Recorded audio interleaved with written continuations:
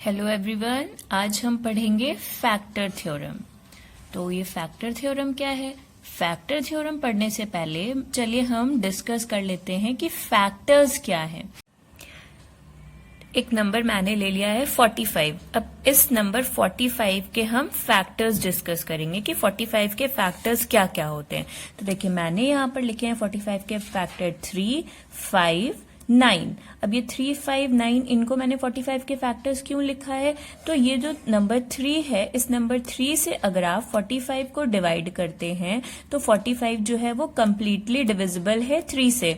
मतलब कि आपको रिजल्ट क्या मिलेगा? 0 मिलेगा जब आप इस 3 से 45 को डिवाइड करेंगे। करके देख लीजिए, 3 से आपने 45 को डिवाइड किया तो ये आपको मिल जाएगा 3 1 जा 3, 1 रिमाइंडर, फिर ये 5, 3 5 जा 15।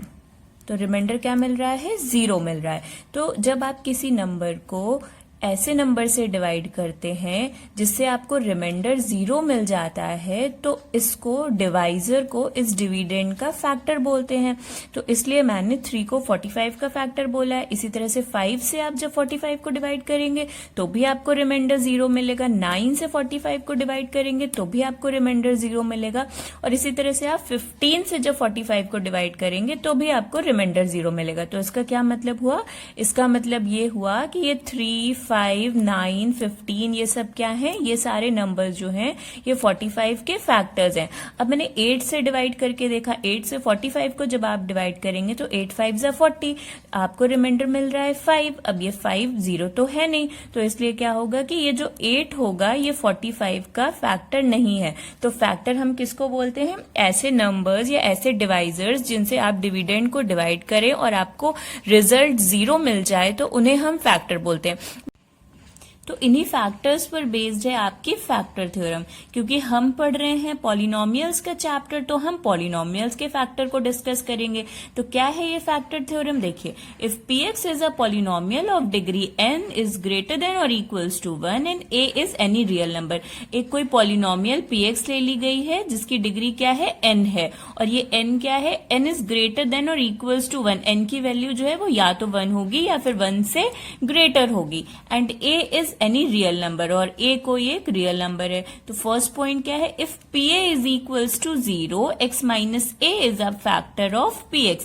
अगर आप pa निकालते हैं, pa कैसे निकालते हैं? पॉलिनोमियल में x की प्लेस पर आप a रख देते हैं। तो अगर pa जो है x की प्लेस पर a रखने पर आपको 0 रिजल्ट मिल रहा है तो क्या बोला गया है कि xa is a factor of px। यानी कि रिमाइंडर अगर आपको 0 मिल जाता है तो xa जो है वो फैक्टर होगा px का।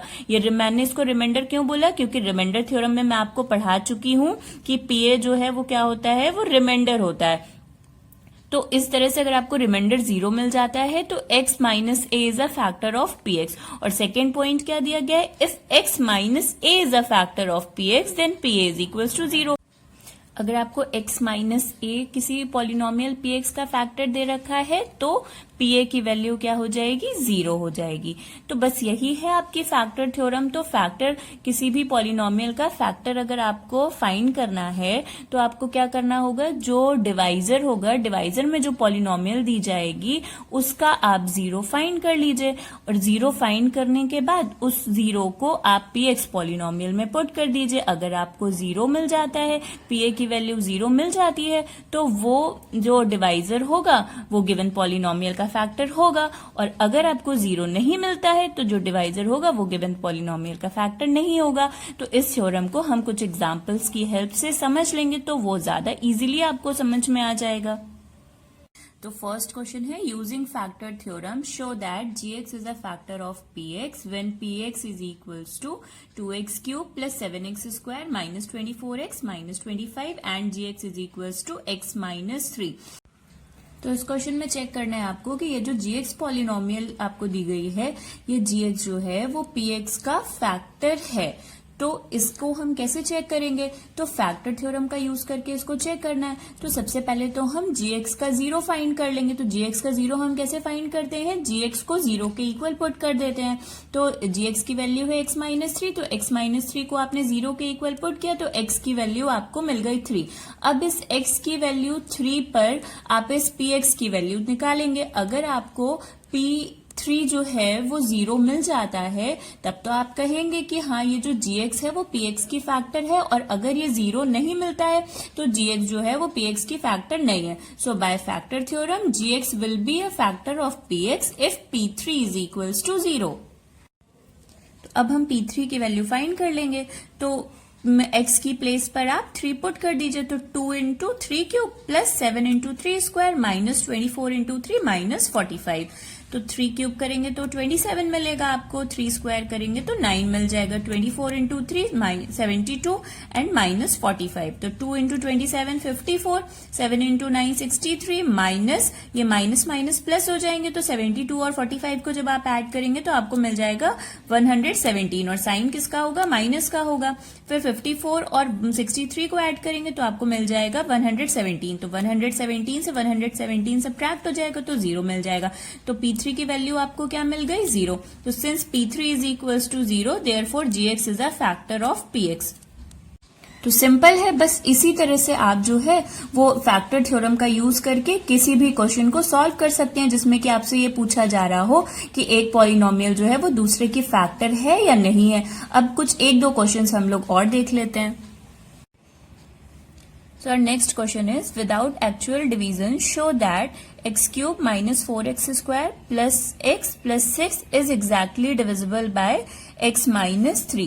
तो ये विदाउट एक्चुअल डिवीजन क्यों दे रखा है, क्योंकि इसमें आपको डिवाइड करके फैक्टर नहीं शो करना है, इसमें आपको क्या करना है, फैक्टर थ्योरम यूज करनी है और उससे क्वेश्चन सॉल्व करना है. तो यहाँ पर हो सकता है क्वेश्चन में आपको दे दे using factor theorem, by using factor theorem, और या फिर इस तरह से भी दे सकता है कि विदाउट एक्चुअल डिवीजन. तो इसको देख करके कंफ्यूज मत होइएगा, बस आपको करना क्या है कि यहाँ पर फैक्टर थ्योरम का यूज करना है. तो चलिए इस क्वेश्चन को सॉल्व करते हैं. तो आपको क्या शो करना है कि आपकी ये जो पॉलिनोमियल है वो इस पॉलिनोमियल से एग्जैक्टली डिविजिबल है. तो हम इन दोनों पॉलिनोमियल को px और gx लेट कर लेते हैं. तो इसको px ले लीजिए और x माइनस 3 को gx ले लीजिए. तो अब gx का 0 कैलकुलेट कर लीजिए आप. तो gx का 0 कैलकुलेट करने के लिए आपको gx को 0 के इक्वल करना होगा. तो x minus 3 is equal to 0, तो x की वैल्यू आपको मिल गई 3. अब by factor theorem px will be exactly divisible by gx if p3 is equal to 0. अगर आपको P3 की वैल्यू 0 मिल जाती है तो आप क्या कहेंगे कि जो gx है वो px पॉलिनोमियल का फैक्टर है. तो चलिए चेक करते हैं कि हमको P3 0 मिल रहा है कि नहीं मिल रहा है. तो P3 निकाला आपने, P3 is equals to x की प्लेस पर आप क्या पुट करेंगे, 3 पुट करेंगे. तो 3 cube minus 4 into 3 square plus 3 plus 6. तो 27 माइनस 4 इंटू 9 प्लस 3 प्लस 6. तो 27 माइनस 36, 6 प्लस 3 हो जाएगा 9. तो 27 माइनस 36 करेंगे तो आपको मिलेगा माइनस 9 प्लस 9 माइनस 9 प्लस 9 0. तो इससे क्या रिजल्ट मिला, since P3 is equals to 0, therefore PX is equals to x cube minus 4x square plus x plus 6 is exactly divisible by gx is equals to x minus 3. आइए एक last question और solve कर लेते हैं factor theorem की help से. Question है, find the value of k if x minus 1 is a factor of px is equals to kx square minus root 2x plus 1. px polynomial आपको given है kx square minus root 2x plus 1, और ये जो दूसरी polynomial जो divisor दिया गया है इसको हम gx लेट कर लेते हैं. Let gx is equals to x minus 1. तो क्वेश्चन में आपको क्या गिवन है कि जो ये x माइनस 1 है ये इस पॉलिनोमियल px का क्या है, फैक्टर है. तो अगर x माइनस 1 इस गिवन पॉलिनोमियल का फैक्टर होगा तो इसका मतलब हो गया कि p1 की वैल्यू तो 0 निकल के आएगी. तो चलिए इसको हम सॉल्व करते हैं. तो gx को आप 0 के इक्वल पुट कर लीजिए और इसका 0 फाइंड कर लीजिए. तो x minus 1 is equals to 0, तो x इज इक्वल्स टू 1. ठीक, अब इस जो x की वैल्यू आपको 1 मिली है, अब इस 1 पर आपको क्या निकालना है, p1 की वैल्यू. तो by factor theorem as x minus 1 is a factor of px is equals to kx square minus root 2x plus 1, therefore p1 is equals to 0. अगर ये इसका फैक्टर है तो p1 की वैल्यू क्या होगी, 0 होगी. तो आइए हम px की प्लेस पर हम पॉलिनोमियल px में 1 पुट कर देते हैं. तो मैंने पुट किया, तो k into 1 square minus root 2 into 1 plus 1. तो p1 क्या है, 0 है क्योंकि ये इसका फैक्टर है. तो 0 इसको यहाँ पर पुट कर दिया. तो 0 is equals to k minus root 2 plus 1. तो k इज इक्वल्स टू ये -√2 को आप ट्रांसपोज कर दीजिए तो पॉजिटिव हो जाएगा, और 1 पॉजिटिव है, इसको ट्रांसपोज करेंगे तो नेगेटिव हो जाएगा। तो k is equals to -1 plus √2, तो k की वैल्यू आपको मिल जाएगी √2 -1। तो इस तरह से फैक्टर थ्योरम का यूज करके आप किसी भी कांस्टेंट को फाइंड कर सकते हैं। Thank you children.